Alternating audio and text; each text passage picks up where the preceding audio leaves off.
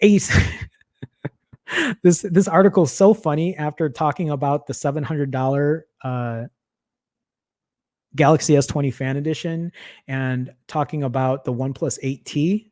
After talking about these two phones, the OnePlus 8T and the Fan Edition, both coming in at probably $700, this $700 Pixel 5 would be embarrassing.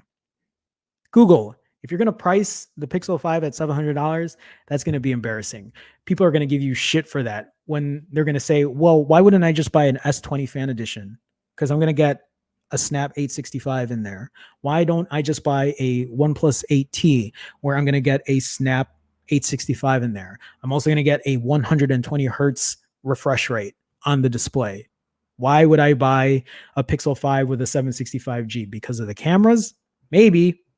But this is also where I would say, don't buy a Pixel 5, buy a 4A 5G, because they're the same goddamn phone. Just one has the niceties, the other has the necessities. So the Pixel 4A 5G and the 5 are pretty much the same internals, same chipset, same cameras, right?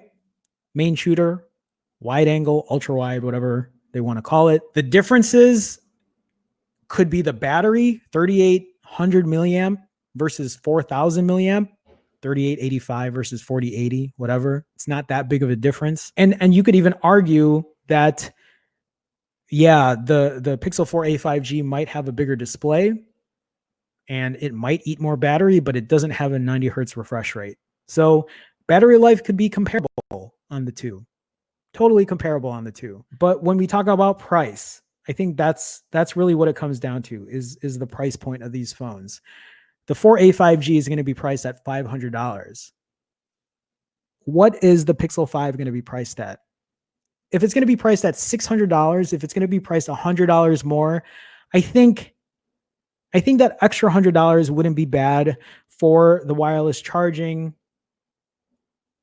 for the 90 hertz refresh rate, for the better build materials. Maybe. I feel like that's subjective. I feel like that depends on the person.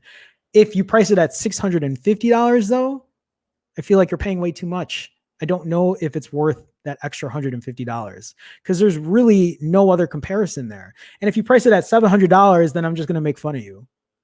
Like don't price it at $700. Please do not price the Pixel 5 at $700. I just don't think it's going to be worth it.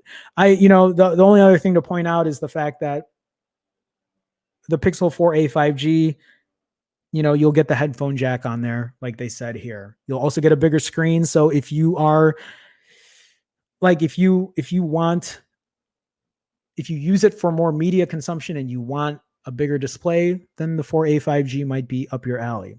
I don't think I'm missing anything else, right?